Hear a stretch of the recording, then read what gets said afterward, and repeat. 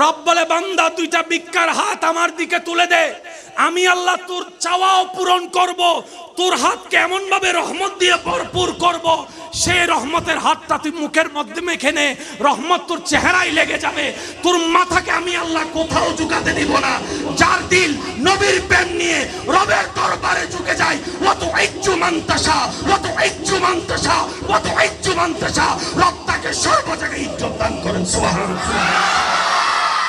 রব বলে যে তুমি যদি আমাকে মানার মতো না মানো, তোর বউ তোরে দুই পয়সার ছেলে মেয়ে যেগুলো তোর থেকে দুনিয়াতে আসছে তাদেরকে ডাইনে বললে, বামে বললে, সোজা বললে পিছনে যাবে।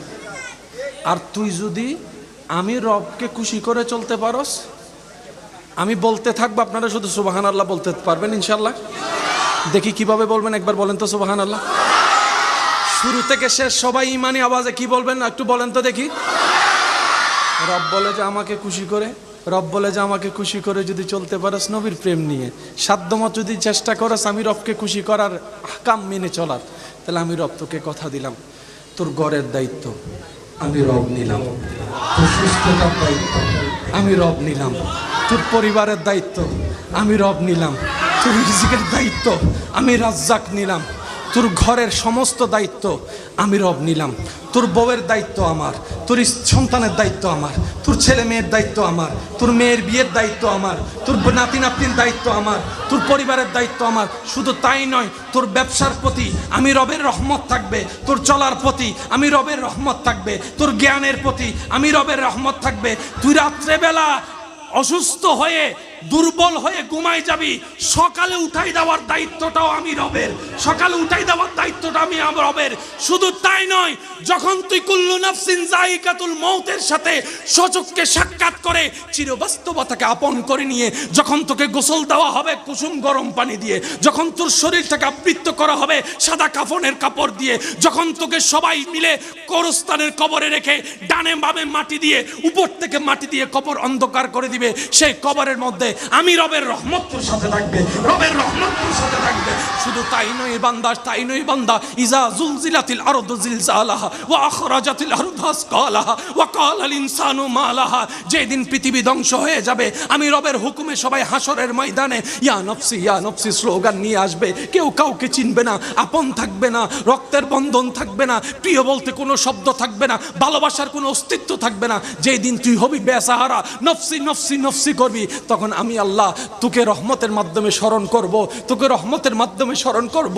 যখন শরীর সূর্যের উত্তপ্ত তাপ তোর শরীরকে জ্বালাই ফুরাই ফেলবে, আমি আল্লাহর আরশের নিচে তোর ছায়ার ব্যবস্থা করে দেব। সুবহানাল্লাহ। ওই পুল সিরাত যেটা পার হওয়া সহজ নয়, যেটা কল্পনা চাইতে ভয়ঙ্কর, আমি আল্লাহ তোকে কুদরতি ব্যবস্থাপনায় চোখের পলকে পুল সিরাত তো পার করে দিবই দিব, জান্নাতে তোকে একটা ঘরের ব্যবস্থা করে দিব। আল্লাহু আকবার।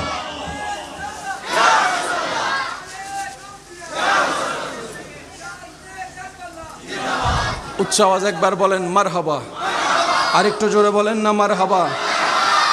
আমি প্রশ্ন করব, আপনারা একটু দিল থেকে উত্তর দেওয়ার চেষ্টা করবেন।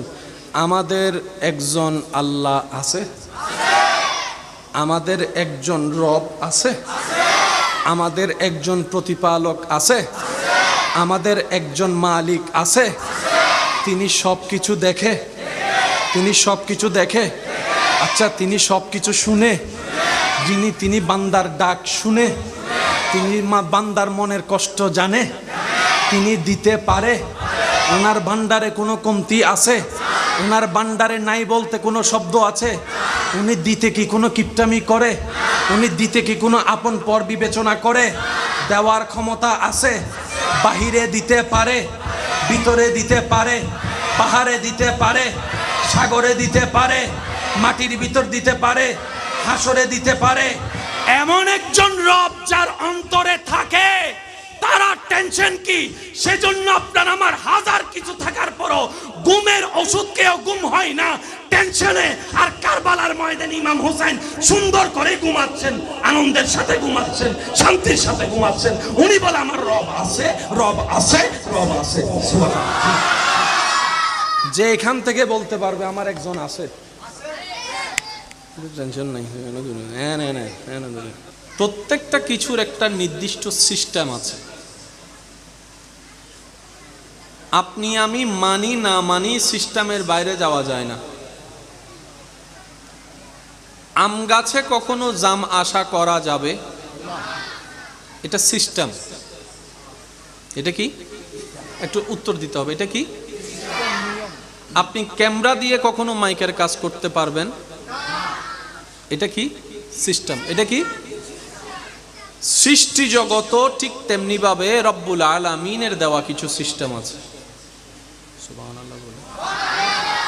আল্লাহ চাইলে পারতেন না আজকে বিয়ে হলো কালকে বাচ্চা হওয়া? শুনি নে পারতেন? ইন্নাল্লাহা আলা কুল্লি শাইইন কাদির, কুন ফায়াকুনের অধিকারী হও বললেই যিনি হয়ে যায় সব। কিন্তু তিনি সিস্টেম করে দিয়েছেন, সেটা কনসিভ হওয়ার মাধ্যমে 1 মাস 2 মাস 5 মাস 7 মাস যাওয়ার পরে, কারো 9 মাসে ডেলিভারি হয়, কারো 6 মাসে 9.5 মাসে হয়, কারো 10 মাসে হয়, কারো 10 মাস 10 দিনে হয়। আওয়াজ একটু বড় করে দিতে হবে। সিস্টেম কার? বলেন না, সিস্টেম কার? আর রব্বুল আলামিনের প্রত্যেকটা সিস্টেমেই হচ্ছে সৃষ্টির জন্য, বান্দার জন্য কল্যাণ কল্যাণ কল্যাণ। যে সোহাদায়ে কারবালার মাহফিলে আপনার আমার অবস্থান বর্তমানে, এই জিনিসটা যখন ঘটছে আল্লাহ কি দেখে কি দেখে নেই? বলেন না ভাইয়া, আল্লাহর জানা ছিল কি ছিল না? কিন্তু তারপরও যেটা সংগঠিত হয়েছে, তৎকালীন সময়ের প্রেক্ষাপট একটা থাকলেও কিয়ামত পর্যন্ত বিশ্ববাসীর জন্য এটা নিয়ামতপূর্ণ হয়েছে।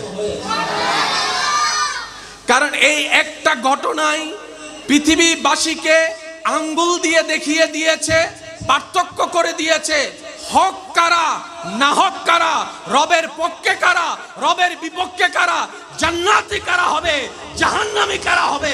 রব্বুল আলামিন কারবালা দিয়ে ডিভাইড করে দিয়েছেন। বলেন সুবহানাল্লাহ।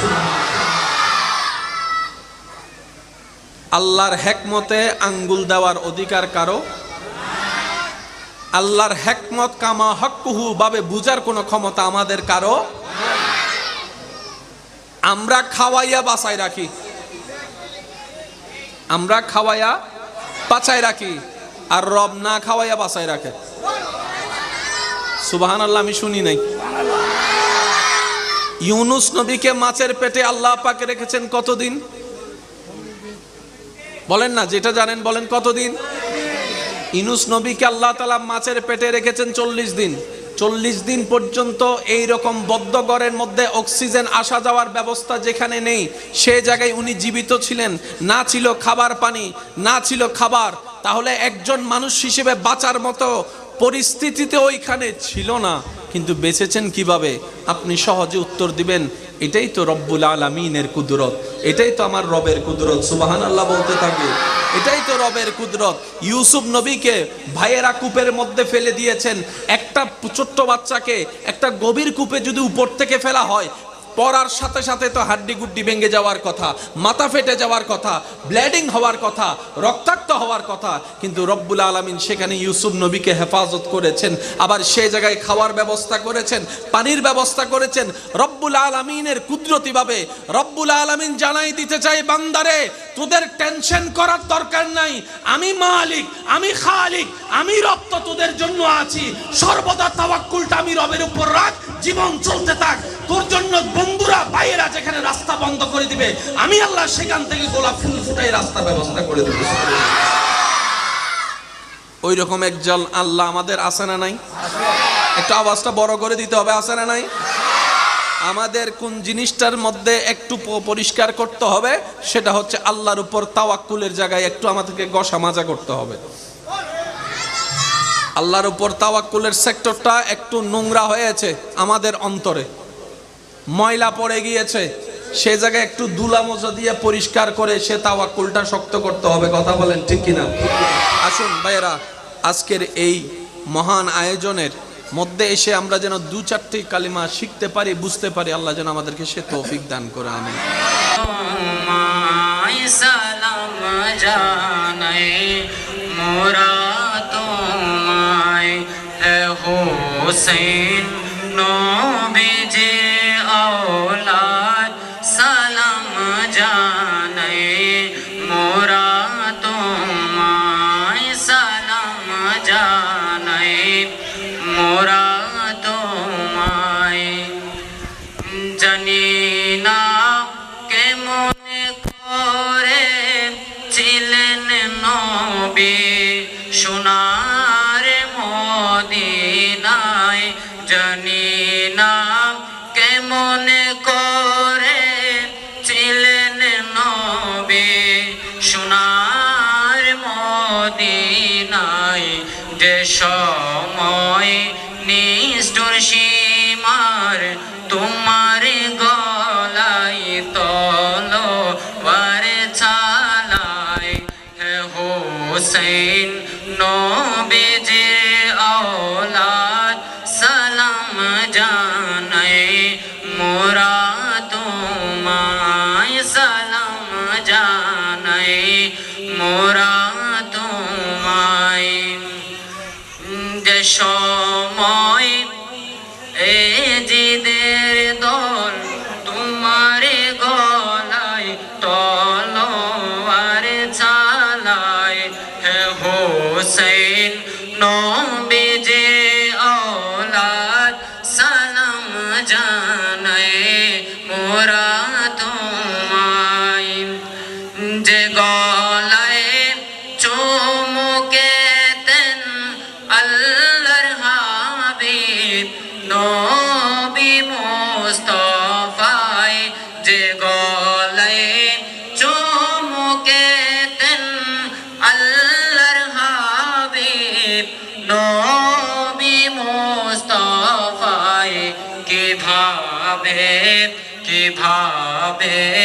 সে গলাতে কিভাবে সে গলাতে দিল তারা তলোয়ার চালায় হে হোসেন নবীজি আওলাদ সালাম জানাই মোরা তোমায় সালাম জানাই মোরা তোমায় যে মাতায় হাতে বলিয়ে গুম পড়াতেন আম্মা ফাতেমায় কিভাবে সে মাতাকে কিভাবে সে মাতাকে নীল তারা তীরে রোয়াগায় হে হোসেন নবীজি আওলাদ সালাম জানাই মোরা তোমায় সালাম জানাই মোরা তোমায় সালাম জানাই মোরা তোমায়। আসসালামু আলাইকুম ওয়া রাহমাতুল্লাহি তাআলা ওয়া বারাকাতুহু।